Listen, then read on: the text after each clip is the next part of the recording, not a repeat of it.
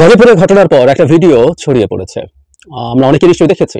এটা কথা বলছেন মূলত জনাব হাসনাত আব্দুল্লাহ, যিনি বৈষম্য বিরোধী ছাত্র আন্দোলনের আহ্বায়ক।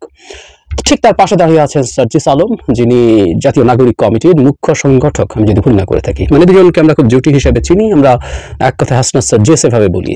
কথা বলছেন মূলত জনাব হাসনাত আব্দুল্লাহ। এবং এরপর যে কয়েকটা ঘটনা ঘটলো, এখানে বক্তব্যটার মধ্যেই বেশ আপত্তিকর ইস্যু আছে, যেখানে এক ধরনের মব উস্কে দেওয়ার বক্তব্য আছে। কেউ কেউ এটাকে আমরা এভাবে দেখতে চাই যে তিনি হিট অফ দ্য মোমেন্ট বলে ফেলেছেন।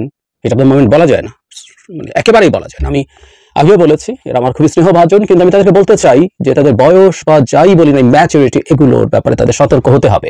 কিন্তু এরপর আরো একটা ঘটনা ঘটেছে যেটাকে আমি আরো ভয়ঙ্কর বলে মনে করি। ইয়ারকি নামে একটা পেজ আছে, আমরা চিনি অনেকে। এটা মানুষ ফান অনেকে দিয়ে নানান রকম উইট ফান স্যাটায়ার করে।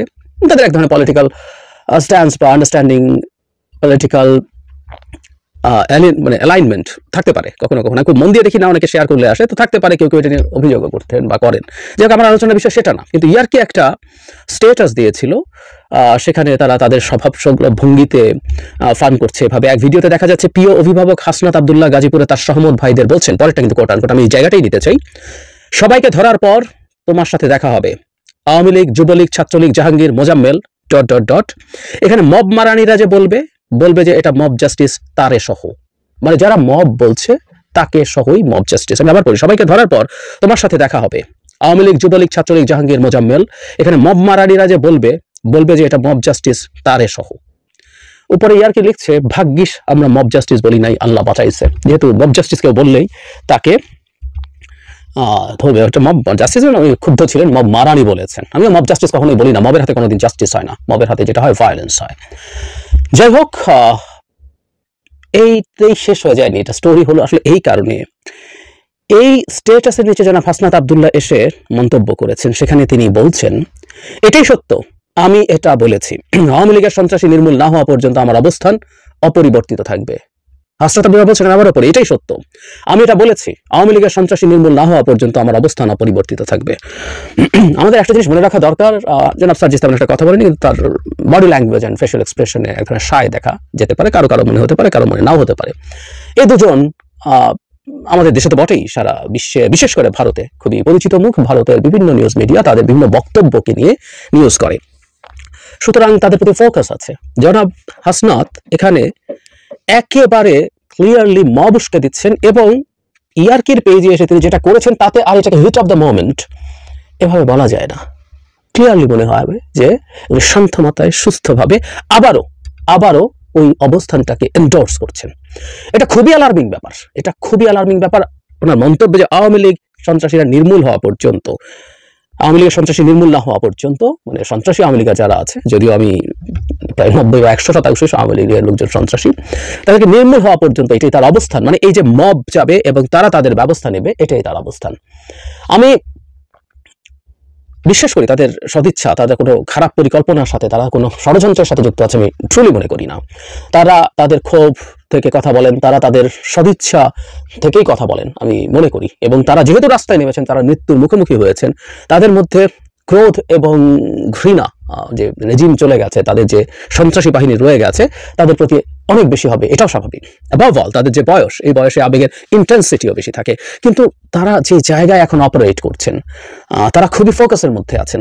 বৈষম্য বিরোধী ছাত্র আন্দোলনের এখন আহ্বায়ক জনাব হাসনাত, এবং আমি জানি না ছাত্রদের রাজনৈতিক দল যেটা ঘোষিত হতে যাচ্ছে তাতে উনি যাবেন কিনা, গেলে উনি খুব গুরুত্বপূর্ণ পদে থাকবেন নিশ্চিতভাবেই।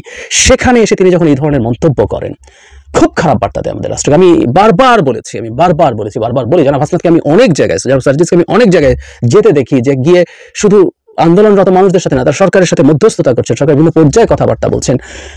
এই জিনিসগুলো আসলে ভালো বার্তা দেয় না। এই কারণে যে এগুলোতে হয়তো তাদের একদম সক্ষমতা দেখা যায়, যে তাদের বিরাট ক্ষমতা আছে, তারা ওটা করতে পারেন, সেটা করতে পারেন। একদিকে মব ম্যানেজ করছেন, নাকি সাথে সরকারকে চাপ দিচ্ছেন বা সরকারকে তারা ইনফ্লুয়েন্স করছেন, তাদের বিরাট প্রভাব আছে সরকারের উপরে। কিন্তু দিনের শেষে এগুলো প্রত্যেকটাই খুব খারাপ বার্তা দেয় আসলে আমাদেরকে। এই দেশের সরকার কাজ করছে না। 2 সপ্তাহ পর, 3 সপ্তাহ পর, 4 সপ্তাহ পর সরকার শপথ নেওয়ার কথা বলছি, সেটা ঘটা এক জিনিস, আর 6 মাস পর একই ঘটনা ঘটা একেবারে ভিন্ন জিনিস। সরকারের সমস্যা আছে, সরকারের সমস্যা থাকতেই পারে। তারা গেছেন, তারা সরকারের স্বরাষ্ট্রমন্ত্রী পদত্যাগ চেয়েছেন, আরো বেশি পদক্ষেপ চেয়েছেন, এবং সরকারও টু সাম এক্সটেন্ট রেসপন্ড করেছে। ডেভিলস হান্ট নামে, অপারেশন ডেভিলস হান্ট নামে একটা অপারেশন শুরু করেছেন, অনেক গ্রেফতার হচ্ছে। কিন্তু এই শয়তানদের খুঁজবেন এবং ধরবেন, তো শয়তান এত শয়তান আমাদের এখানে ছিল, এতদিন পদক্ষেপ নেয়নি কেন প্রশ্ন আসতে পারে। একটা সরকার স্পন্টেনিয়াসলি এগুলো করার কথা ছিল, কিন্তু এখন রীতিমতো অভিযান করে করা হচ্ছে। এটা আরেক আলোচনা। জনাব হাসনাত দেখছেন তাদের আগের প্রতিবাদ বা সবকিছু, এবং আমি সার্জিসকে একটু যোগ করতে চাই, তাকে আমি কথা বলেছি আগের দিন রাতে, মানে যখন এই ঘটনা ঘটেছে গাজীপুরে, সেদিনই রাতে যারা সার্জিস স্টেটাস দিয়েছেন যে তারা সবাইকে দেখে নেবেন, তারা যাচ্ছেন গাজীপুরে। একই ধরনের হুমকি ব্যক্তিগতভাবে, যে আমরা জনগণ একত্র হয়ে আমরা মব তৈরি করে কাজ করব। আমি আগেও বলেছি, আমি আবারও বলছি, সরকারের উচিত হবে তাদেরকে বার্তা দেওয়া, তাদের বন্ধুরা যারা সরকারে আছেন, উপদেষ্টা আছেন, তাদের উচিত হবে তাদের বন্ধুদেরকে শান্ত করা। আমিও এই ভিডিওটা করছি, আমি জানি না তারা দেখবেন কিনা, তাদের চোখে পড়বেন কিনা। এটারও উদ্দেশ্য আমি তাদেরকে শান্ত করতে চাইছি, তাদেরকে বিপদ সম্পর্কে সতর্ক করতে চাইছি। তাদের সাথে দেখা হলে আমি ঠিক একই কথাটাই বলবো।